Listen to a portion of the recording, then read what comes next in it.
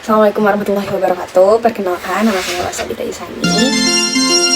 Video ini ditunjukkan untuk memenuhi tugas besar estetika dan budaya dari Bapak Lingga. Halo Pak Lingga. Saya ditemani oleh teman saya dari kecil, namanya Dobby Pak Lingga. Kita singkirin. Nah, menganalisis estetika menurut Edmund Burke Feldman. Sebelum kita membahas menganalisanya, kita kenalan dulu dengan Bapak Feldman ini. Siapa sih?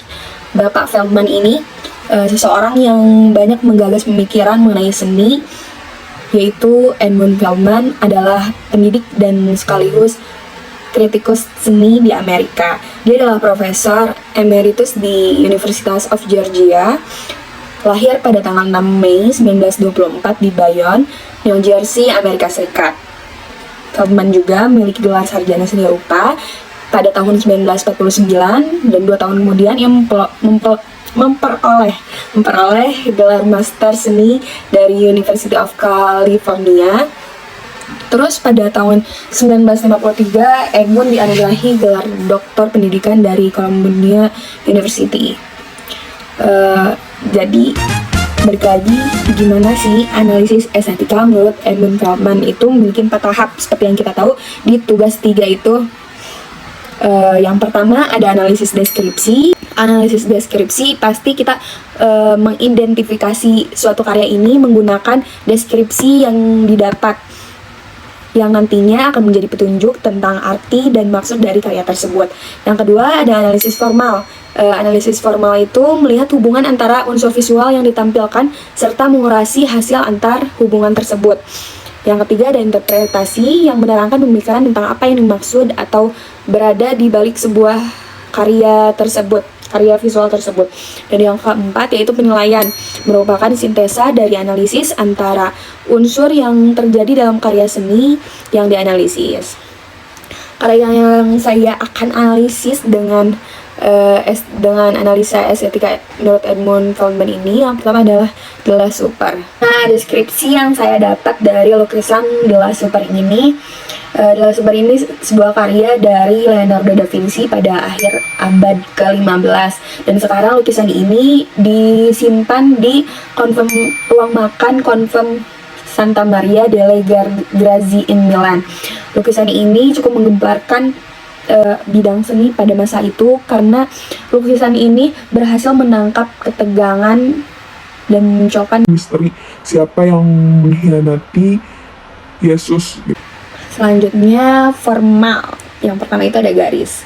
Garis di lukisan ini bisa dilihat ya, ada di bagian plafon, di bagian dinding, bagian hiasan.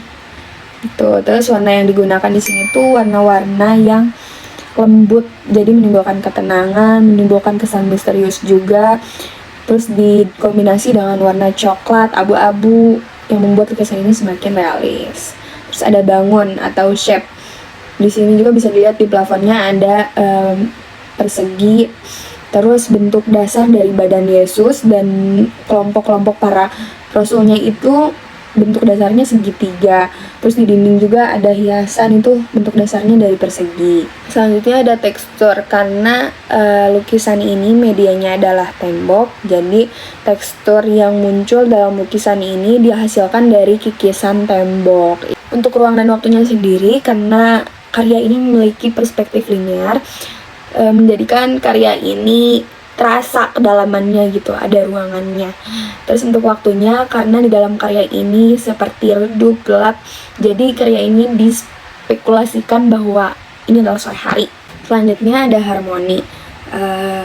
Harmoninya ditimbulin dari plafon yang bentuk dasarnya kotak dan berulang menjadikan plafonnya menimbulkan sebuah harmoni. Selanjutnya ada kesatuan. Ruangan dan latar belakang juga perkumpulan Yesus dan Rasul ini menimbulkan kesatuan dari lukisan tersebut dan tersampaikan secara baik. Selanjutnya ada keseimbangan, komposisi dari simetris yang meletakkan Yesus berada di tengah-tengah para rasul dan menyampaikan bahwa poin utama dari lukisan ini tuh Yesus gitu. Itu tuh berhasil disampaikan oleh Leonardo da Vinci dalam lukisan tersebut, dan membuat penikmat lukisan tersebut juga langsung fokus pada poin yang ingin disampaikan.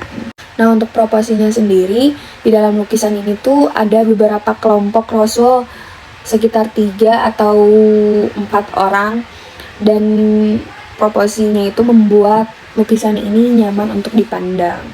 Untuk kesederhanaannya bisa diwakilin oleh tembok maupun plafon, karena bentuk dasarnya yang kotak membuat kesederhanaan dan bisa diidentifikasi dengan mudah bahwa itu tuh oh iya ini tuh plafon, oh iya ini tuh dinding gitu.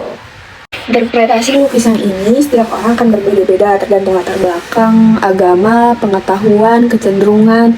Namun secara general karena lukisan ini diambil dari kutipan kitab Injil, mungkin lukisan ini memang diperuntukkan untuk memvisualisasikan dari kutipan tersebut agar terbayang bagaimana situasi dari kutipan tersebut. Penilaian dari lukisan ini, pertama latar belakang dari lukisan ini adalah artistik, menjadikan lukisan ini salah satu karya estetika barat.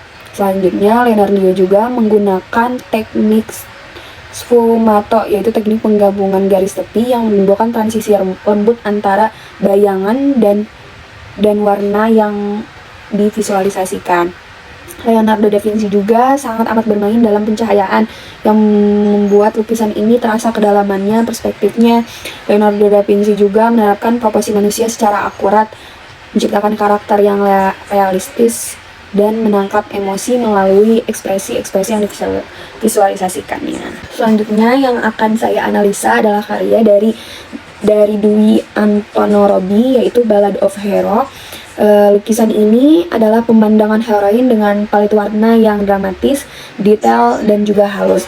Pertama kali saya melihat karya-karyanya Robbi ini, saya merasa takjub, terus gelisah juga karena mempunyai karakteristik gitu karyanya dengan mata besar biasanya. Dan dia tuh udah keren banget karena udah pameran di mana-mana juga sampai ke luar negeri, salah satunya Jepang. Terus kayak aku ngefans banget sama Robbi gitu. Dari deskripsinya mungkin itu yang saya dapatkan dari Ballad of Hell. Untuk analisa formalnya, dalam lukisan ini pertama ada garis. Garis bisa dilihat dari detail sambungan lempengan besi, juga jadi tekstur di latar belakangnya yaitu rumput-rumput yang menggunakan garis-garis. Dan untuk warnanya, warna yang digunakan itu sangat dramatis. Salah satunya ada warna hijau untuk latar belakang yang mendominasi lukisan ini. Ada hijau, putih, juga merah keoren-orenan. Dan warna putih yang digunakan sebagai awan juga menjadi warna dari poin utamanya, yaitu kelinci. Selanjutnya ada bangun atau shape yang bisa dilihat dari kepala kelinci dan kepala Power Rangers yang jika disederhanakan terbentuk dari pola lingkaran. Terus ada juga katak. Terus kalau disederhanain, katak ini bisa bentuk dasarnya itu dari segitiga. Untuk teksturnya, karena saya pribadi belum melihat lukisan ini secara langsung, mungkin teksturnya sendiri bisa ditimbulkan dari cat yang dipakai. Untuk ruang dan waktu, karena warna yang dipakai adalah warna yang lembut, waktu yang ingin disampaikan di sini adalah pada sore hari. Untuk harmoninya mungkin bisa dilihat dari elemen-elemen seperti penggunaan karakter kelinci, kepala Power Ranger, ataupun kodok. Meskipun tak biasa, ketika disatukan mereka menciptakan komposisi yang menyenangkan dan membentuk sebuah harmoni. Selanjutnya ada kontras. Mungkin kontras di lukisan ini bisa dilihat dari tekstur yang ingin disampaikan, seperti tekstur dari organ dengan tekstur lempengan dari kepala Power Ranger yang terlihat mengkilap, dan organ yang sangat bertekstur gitu. Untuk iramanya mungkin bisa dilihat dari awan yang membentuk motif-motif dan menjadikannya itu sebuah irama, juga menciptakan elemen gerakan visual. Dan ada juga penggunaan gradasi yang terlihat jelas pada langit dengan perubahan warna dari terang menjadi gelap. Juga ada gradasi warna pada organ dalam dan gradasi warna pada cangkang yang membuka dari oranye terang menjadi merah muda. Untuk kesatuannya, walaupun elemen-elemen dalam lukisan ini sangat berbeda-beda, namun ada warna yang konsisten, palet warna yang konsisten, dan penempatan elemen-elemen tersebut yang menjadi satu kesatuan dengan visualisasi yang indah. Keseimbangan dalam lukisan ini tercipta dari karakter-karakter yang ditunjukkan tidak realistis gitu, surreal namanya. Karakter kelinci dengan proporsi kepala yang besar, juga kodok yang sangat amat besar. Itu menambah efek surreal dan poin menarik dari karya ini. Nah, kesederhanaan dalam lukisan ini, meskipun banyak elemen yang digunakan, lukisan ini masih mempertahankan kesederhanaan melalui penggunaan bentuk yang jelas dan komposisi yang tidak terlalu ramai. Hal ini memudahkan para penikmat lukisan tersebut untuk fokus pada objek utama tanpa terganggu oleh detail yang tidak perlu. Nah, untuk interpretasi dari lukisan Ballad of Heroine sendiri, Robby pernah mengatakan bahwa lukisan ini memang ditunjukkan untuk kesalahannya di masa lalu dan harapannya untuk masa depan. Dan ada karakter kelinci yang dianggap sebagai alter ego dari sang pelukis. Juga ada kelinci yang memangku otak berukuran kecil, dan dalam kepala Ranger Merah itu terdapat jantung yang menginterpretasikan bahwa emosi dan perasaan bisa mengalahkan logika. Ranger Merah juga bisa menginterpretasikan bahwa Robby ketika masih kecil begitu mengidolakan sosok Ranger Merah ini. Untuk penilaiannya dalam karya Ballad of Hero ini, kita seperti dibawa pada imajinasi pada suatu film, salah satunya film Wonderland, dengan warna serba pastel yang seakan sedang membayung, juga warna-warna yang mendukung dari dramatis yang ingin disampaikan oleh Robby sendiri.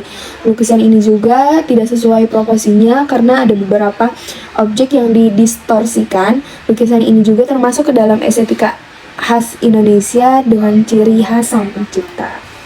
Mungkin dari analisa estetika menurut Beldman ini, saya dapat mengambil kesimpulan bahwa estetika Beldman membuat kita menilai suatu karya dari mana estetikanya itu menjadi lebih objektif, dari mulai deskripsinya, formalnya, interpretasinya, sampai ke tahap penilaian.